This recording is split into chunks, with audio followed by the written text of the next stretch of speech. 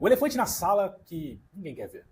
A história política da América Latina nas últimas 3 décadas é, em grande medida, a história de uma organização que, durante muito tempo, foi tratada pela grande imprensa e pela intelectualidade acadêmica como um mito, uma teoria da conspiração ou, no máximo, um irrelevante clube de debates para nostálgicos da Guerra Fria. No entanto, para o filósofo e escritor brasileiro Olavo de Carvalho, essa organização, o Foro de São Paulo, não apenas existia como era o motor central de uma estratégia continental de tomada de poder, hegemonia cultural e integração criminosa. A sua análise, que por muitas vezes foi rejeitada pelo establishment cultural como alarmismo paranoico, encontra agora, em janeiro de 2026, um momento de validação histórica sem precedente. O mundo assistiu atônito, na madrugada de 3 para 4 de janeiro, às imagens de Nicolás Maduro, presidente da Venezuela, algemado e escoltado por agentes federais norte-americanos para uma prisão de segurança máxima lá em Nova York. A operação militar, que foi cirúrgica dos Estados Unidos, que culminou na captura do chefe de Estado estrangeiro sobre acusações formais de narcoterrorismo, não foi apenas um evento geopolítico de natureza sísmica, foi, sob a ótica dos escritos de Olavo de Carvalho, a materialização final de um diagnóstico feito por ele incansavelmente por mais de 20 anos. Mas afinal, o que é esse Foro de São Paulo que o Olavo falava tanto? Para a gente compreender essa obsessão que o Olavo tinha por esse Foro de São Paulo, nós precisamos voltar ao ano de 1990. O cenário global estava dominado por um colapso iminente da União Soviética e pela recente queda do Muro de Berlim. A tese predominante no Ocidente, popularizada por intelectuais como Francis Fukuyama, era o fim da história. A democracia liberal e o capitalismo haviam vencido definitivamente, e o comunismo, como força histórica relevante, estava morto e enterrado. Olavo de Carvalho, contudo, argumentava de maneira insistente que essa visão era de uma ingenuidade letal e perigosa. Enquanto o mundo estava celebrando o fim da Guerra Fria, a esquerda latino-americana sentia-se órfã do financiamento e da diretriz estratégica de Moscou. E estava vendo que a Havana estava em perigo de isolamento total. E aí decidiu se organizar. Foi nesse contexto de sobrevivência e readaptação que Luiz Inácio Lula da Silva e o ditador cubano Fidel Castro convocaram na cidade de São Paulo um encontro de partidos, movimentos sociais e organizações guerrilheiras de esquerda da América Latina e do Caribe, e nascia ali o Foro de São Paulo. Segundo a leitura de Olavo de Carvalho, o objetivo do foro não era apenas discutir política ou realizar intercâmbio cultural, mas garantir a sobrevivência do comunismo no continente, através de uma nova estratégia mais sofisticada e insidiosa. Em vez da luta armada direta e ostensiva, que havia falhado nas décadas anteriores e gerado diversas reações militares, a esquerda agora buscaria a tomada do poder por vias democráticas e institucionais, utilizando a estrutura do Estado para financiar a revolução e perpetuar-se no comando. Olavo descrevia o foro como uma engenharia revolucionária destinada a recuperar na América Latina o poder que havia sido perdido no leste europeu. A estratégia era ocupar espaços, dominar a cultura e usar a democracia para destruí-la por dentro. Durante quase 2 décadas, a existência e a relevância desse foro foram tratadas com silêncio sepulcral pela grande mídia brasileira. Olavo de Carvalho frequentemente apontava essa omissão sistemática como a prova definitiva da hegemonia cultural esquerdista nas redações, nas universidades e no ambiente cultural brasileiro. Ele argumentava que, se uma organização de direita reunisse líderes de todo o continente para coordenar estratégias conjuntas, isso com certeza seria manchete em todos os jornais.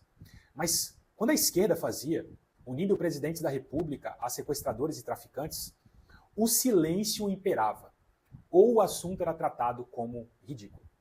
A virada na narrativa que Olavo explorou exaustivamente em seus textos ocorreu somente em 2005, durante a celebração de 15 anos do Foro de São Paulo.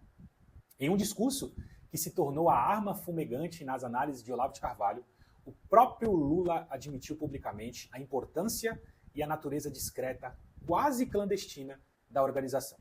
Lula declarou, abre aspas, foi assim que nós criamos o Foro de São Paulo, para que pudéssemos conversar sem que parecesse e sem que as pessoas entendessem qualquer interferência política.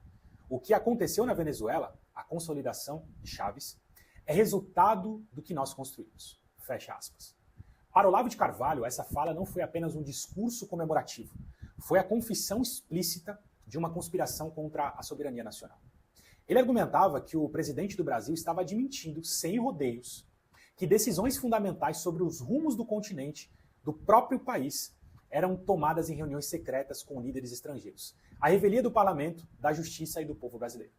O que os críticos de Olavo de Carvalho rotulavam como o clube dos velhinhos inofensivos era, na verdade, segundo o filósofo, o verdadeiro centro de poder da América Latina, onde o destino das nações era traçado longe dos mecanismos de controle democrático. O ponto de vista nevrálgico da denúncia de Olavo de Carvalho sobre o Foro de São Paulo não residia apenas na coordenação ideológica, mas na natureza híbrida e promíscua de seus membros. O Foro abrigava no mesmo ambiente, sob uma liderança estratégica, partidos legais e eleitorais, como o PT no Brasil, o PSUV na Venezuela e a Frente Ampla no Uruguai, organizações terroristas e paramilitares como as Farc e grupos ligados diretamente ao narcotráfico internacional. A tese central de Olavo de Carvalho era que essa conveniência não era acidental ou meramente diplomática, mas essencialmente estratégica. Ao sentar-se à mesma mesa, os partidos legais conferiam uma aura de legitimidade política aos grupos criminosos, permitindo-lhes transitar como autores políticos. Em troca, os grupos criminosos, especialmente as Farc, ofereciam proteção armada, que é o músculo e, crucialmente, financiamento oriundo de tráfico de drogas e sequestro para a campanha dos partidos legais. Olavo cunhou a ideia de que o Foro operava como uma divisão de trabalho. Enquanto Lula e Chaves usavam ternos, discursavam na ONU e mantinham a aparência de estadistas, seus parceiros de Foro nas selvas colombianas sequestravam, matavam e refinavam cocaína para financiar a causa comum. Essa unidade completa e integração perfeita, como Olavo descreveu em um artigo no Diário do Comércio de 2010, tomava impossível separar, moral ou politicamente, a política oficial do governo brasileiro das atividades criminosas de seus aliados continentais. Para ele, quem se alia ao crime para obter poder também é criminoso. Em sua obra best-seller, O Mínimo que Você Precisa Saber para Não Ser um Idiota, Olavo dedica capítulos inteiros a ridicularizar e a denunciar a classe brasileira falante. Jornalistas, empresários, militares da alta patente e políticos de oposição, por sua recusa a enxergar o óbvio. Ele descreve a idiotice não como uma falta de capacidade cognitiva, mas era uma recusa moral em ver a realidade além do seu próprio umbigo. Olavo dizia que a elite brasileira sofria de paralisia mental autoinduzida. Eles preferiam acreditar que Lula era apenas um social-democrata moderado, ou, no máximo, um neoliberal disfarçado. O que acalmava os mercados, ignorando seus compromissos profundos e históricos com a Revolução Continental. Olavo alertava que, ao tratar o Foro de São Paulo como inexistente ou irrelevante, permitia que o plano de dominação avançasse sem qualquer resistência real. A frase, conhecer o Foro de São Paulo é o mínimo para não ser um idiota, tornou-se um lema entre os seguidores e alunos, simbolizando o despertar para uma realidade geopolítica oculta que explicava a degradação do país. Uma das contribuições mais controversas, e à luz dos eventos de 2026, mais proféticas de Olavo de Carvalho, foi a insistência na ligação orgânica e indissociável entre o comunismo latino-americano, pós-Guerra Fria e o narcotráfico. Enquanto os analistas tradicionais de segurança viam o tráfico de drogas como um problema de segurança pública, de saúde ou de fronteiras, Olavo via como uma arma geopolítica deliberada. Ele argumentava que, após o fim do financiamento soviético, os movimentos revolucionários precisariam desesperadamente de uma nova fonte de renda para manter suas estruturas. A cocaína tornou-se o ouro branco da revolução. As Farc, as Forças Armadas Revolucionárias da Colômbia, membros fundadores e ativos do Foro de São Paulo, transformaram-se no maior cartel de drogas do mundo, controlando a produção e as rotas de exportação, tudo sob a justificativa da luta política. Olavo denunciava rigorosamente que o governo brasileiro, sob a gestão do PT, atuava ativamente para limpar a barra das Farc perante uma comunidade internacional, recusando-se a classificá-la como terrorista e tratando como uma força política beligerante, legítima. Em seus artigos, ele questionava a moralidade e a legalidade dessa postura. Como é possível que o presidente do Brasil presida uma organização, que é o Foro de São Paulo, ao lado de líderes que sequestram e matam, inclusive cidadãos brasileiros, sem que isso seja considerado de responsabilidade ou alta traição. A Venezuela, sob o comando de Hugo Chávez e depois de Nicolás Maduro, tornou-se a peça-chave, o laboratório e o quartel-general dessa engrenagem. Olavo de Carvalho identificou muito cedo que a Revolução Bolivariana não era apenas um projeto socialista clássico de expropriação econômica, mas a transformação do Estado venezuelano em um hub do crime organizado transnacional. O termo cartel dos sóis, que se refere à participação direta de altos generais venezuelanos no tráfico de droga, aparece nas análises de Olavo de Carvalho antes mesmo de virar comum nos relatórios oficiais do Departamento de Justiça dos Estados Unidos. Ele descrevia como a Venezuela servia de santuário intocável para as Farc, permitindo que a guerrilha usasse o território venezuelano para esconder refém, refinar droga e despachar carregamentos massivos para os Estados Unidos e a Europa, com a conveniência, proteção e participação ativa do governo chavista. Em 2026, as acusações formalizadas pelos Estados Unidos da América contra Maduro confirmaram exatamente esse cenário dantesco. O uso do poder estatal, militares, aeroportos, diplomacia, para proteger e promover o tráfico de drogas como uma ferramenta de enriquecimento da elite política e a desestabilização dos adversários geopolíticos. Para Olavo, isso nunca foi um segredo. Era a função designada na Venezuela dentro da estratégia maior do Foro de São Paulo: ser a base segura da revolução armada e financeira. O Olavo frequentemente citava o caso do traficante brasileiro Fernandinho Beiramar para ilustrar de forma prática a conexão entre o crime comum nas ruas do Brasil e a guerrilha política internacional. Beiramar, ele não foi preso no Rio de Janeiro, ele foi capturado na selva colombiana, onde negociava armas pesadas por cocaína pura diretamente com as lideranças das Farc. Para Olavo de Carvalho, isso era uma prova irrefutável de que o crime organizado no Rio de Janeiro e em São Paulo não era um fenômeno isolado de bandidagem local, mas parte de uma rede continental que estava sendo protegida pelo Foro de São Paulo. Ele argumentava que a violência urbana, que estava desenfreada no Brasil, era alimentada por essas conexões políticas. As armas de guerra que estavam chegando nas favelas cariocas vinham das mesmas rotas protegidas por aliados do governo brasileiro no exterior. Olavo acusava o PT de, no mínimo, prevaricação criminosa a não combater seus parceiros do Foro, que inundavam as cidades brasileiras de drogas e de fuzis, preferindo manter a solidariedade ideológica à segurança da própria população.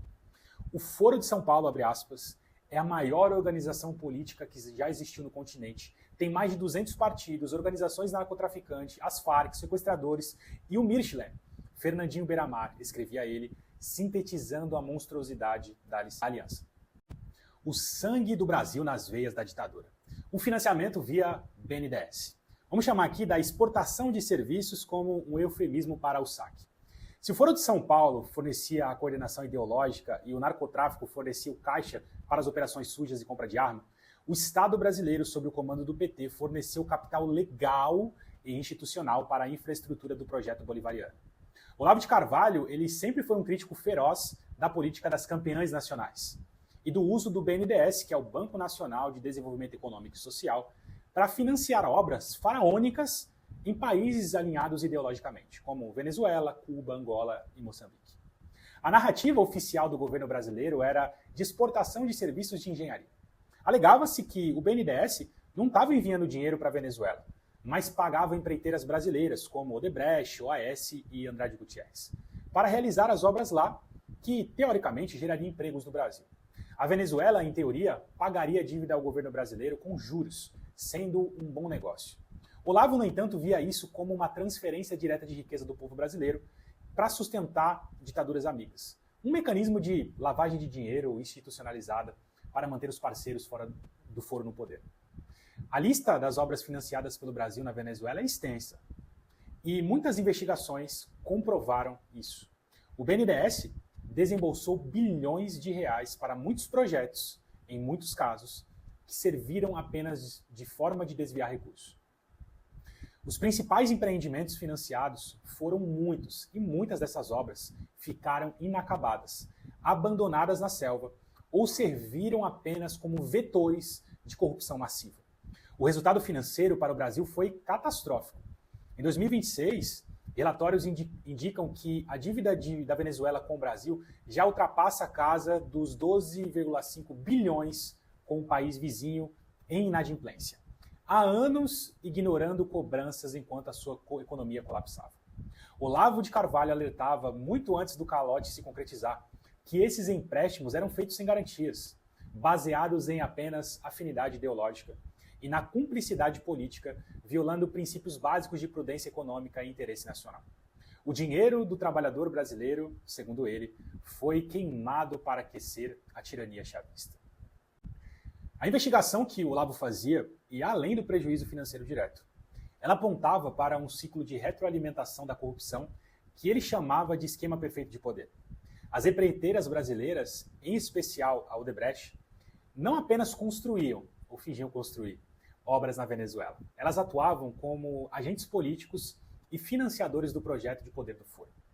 As delações premiadas de marqueteiros como João Santana e Mônica Moura, reveladas na Operação Lava Jato e frequentemente citadas por analistas que seguiam a linha de Olavo de Carvalho, confirmaram a existência de um mecanismo criminoso transnacional.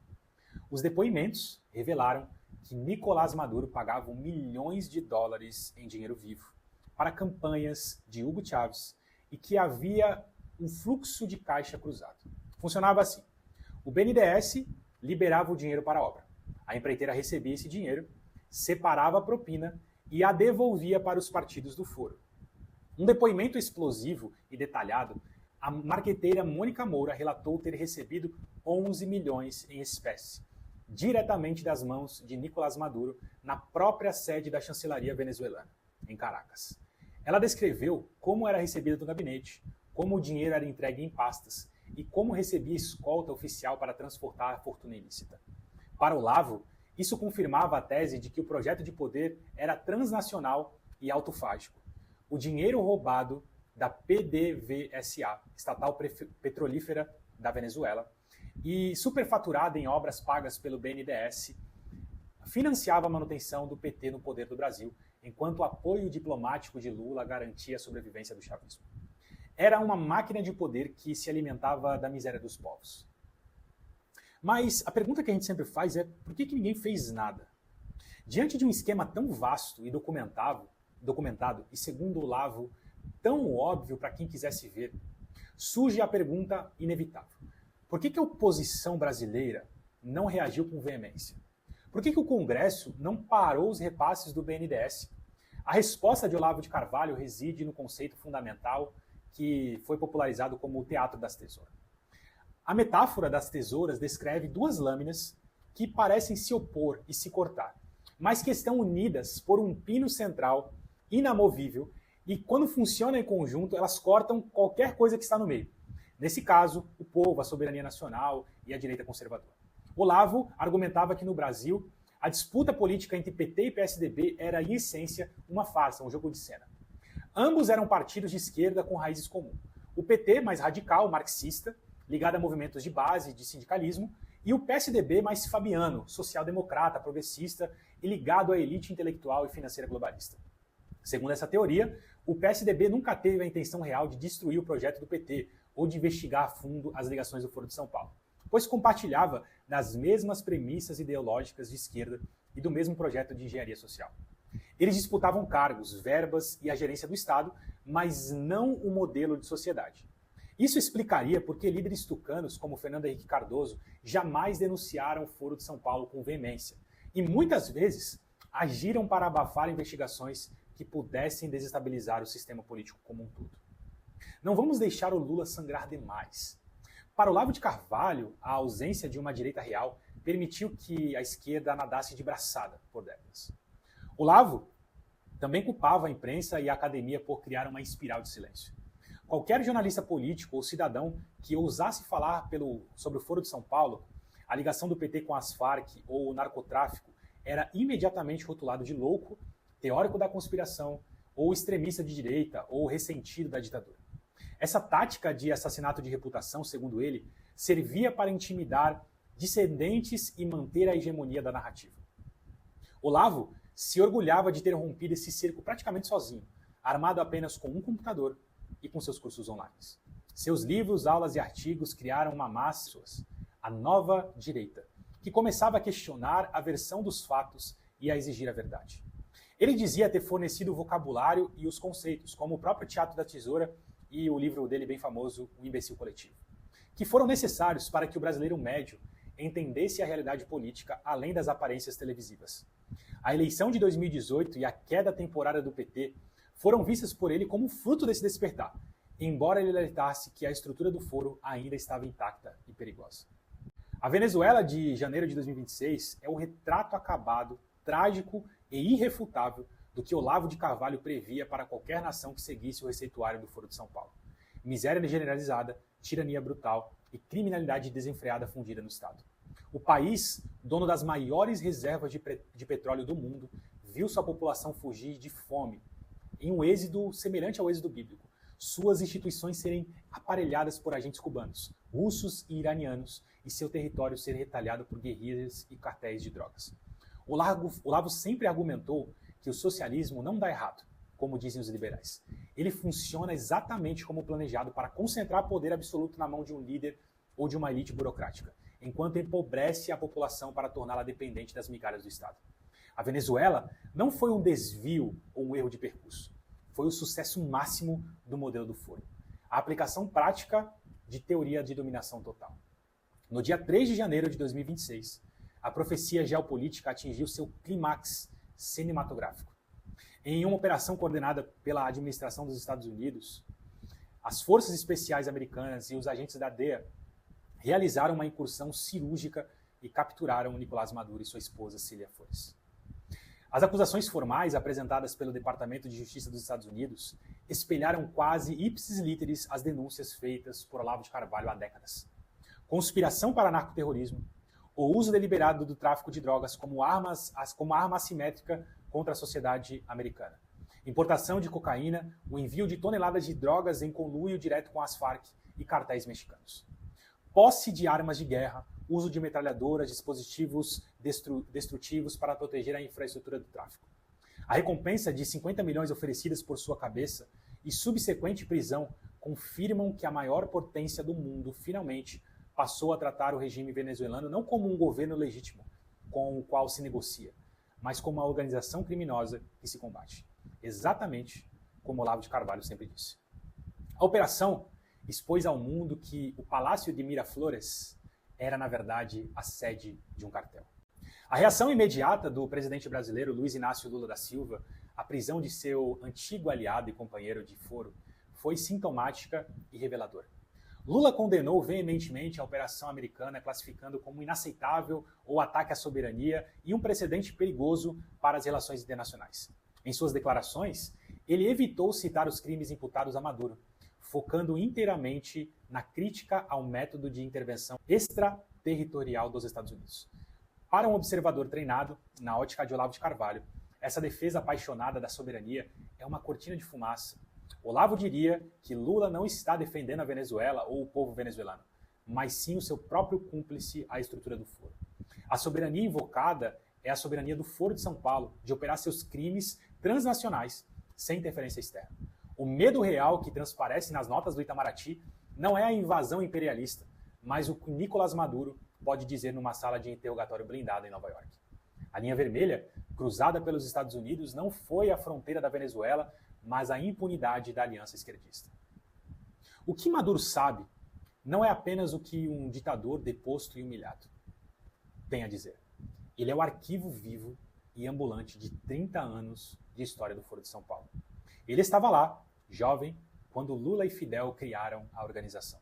Ele estava lá, como chanceler de Chaves, quando o dinheiro e as malas viajavam em aviões executivos entre Brasil e Caracas. Ele conhece os detalhes íntimos das obras da Odebrecht, os nomes dos intermediários, os números das contas secretas em paraísos fiscais e os acordos políticos não escritos. Se a tese de Olavo de Carvalho sobre a integração perfeita entre os governos petistas e o regime chavista estiver correta, e os fatos até agora corroboram isso, Maduro tem o poder nuclear de implodir a biografia de Lula e de desmantelar o que resta da credibilidade da esquerda brasileira. Ele sabe onde os corpos estão enterrados, metaforicamente e literalmente. Enfrentando uma pena que pode chegar facilmente à prisão perpétua, em uma penitenciária de segurança máxima nos Estados Unidos, Maduro tem poucos incentivos para manter o silêncio ou a lealdade ideológica. O sistema judicial americano é famoso e implacável por utilizar os mecanismos de delação premiada para reduzir as penas e dar melhores condições carcerárias em troca de peixes grandes, e informações que desmantelem redes criminosas globais. Entregar os segredos do Foro de São Paulo, detalhar o financiamento ilegal de campanhas no Brasil e expor o envolvimento de líderes brasileiros em esquema de corrupção internacional e facilitação do narcotráfico seria a moeda de troca mais valiosa que Maduro possui. Para um homem que perdeu o poder e a liberdade, a lealdade ao Lula pode valer muito menos do que a janela na cela. Para Lula, a prisão de Maduro pode representar o pior cenário possível, o pesadelo geopolítico definitivo. Não se trata mais de lidar com a justiça brasileira, que pode ser influenciada politicamente, mas trata-se de lidar com a justiça americana, armadas com provas, que foram fornecidas por um ex-chefe de Estado e com jurisdição extraterritorial para crimes financeiros e de tráfico que utilizam o dólar. Se Maduro confirmar sob juramento nos Estados Unidos as denúncias de que o PT se beneficiou do narcotráfico ou de que o governo brasileiro atuou consistentemente para facilitar o terrorismo internacional das Farc, as consequências seriam devastadoras. Poderia haver sanções internacionais contra o Brasil, se o governo defender o criminoso, congelamento de bens de políticos brasileiros no exterior e até pedidos de extradição ou indiciamento internacional. A narrativa de perseguição política interna, tão usada pelo PT para se defender da Lava Jato, não funcionaria contra o Departamento de Justiça dos Estados Unidos e a confissão detalhada de um aliado histórico. Olavo de Carvalho, em seus escritos, sempre sugeriu que o fim do PT viria não apenas dos seus crimes internos, mas de suas ligações internacionais monstruosas. A prisão de Maduro pode ser o gatilho desse fim. Independente de amar ou odiar a figura polêmica de Olavo de Carvalho, é intelectualmente desonesto negar a precisão cirúrgica de suas análises sobre a trajetória da Venezuela e a natureza do Foro de São Paulo, à luz dos fatos concretos de 2026. Ele previu a ascensão do bloco, sua natureza criminosa intrínseca e a destruição econômica resultante do socialismo do século XIX e a cumplicidade covarde das elites brasileiras. Olavo morreu em 2022, mas as suas ideias permanecem vivas e atuais mais do que nunca. A imagem de Maduro sendo algemado, conduzido por agentes federais, é, em certo sentido, o epílogo visual da obra de Olavo de Carvalho. Para seus leitores e alunos, não é uma surpresa, mas uma confirmação tardia e amarga. Para o Brasil, é um aviso estridente. Os fantasmas do passado, alimentados por décadas de conveniência, corrupção e cegueira idiota, voltaram para cobrar a conta. E a fatura, agora internacionalizada, pode ser alta demais para a República suportar sem traumas profundos.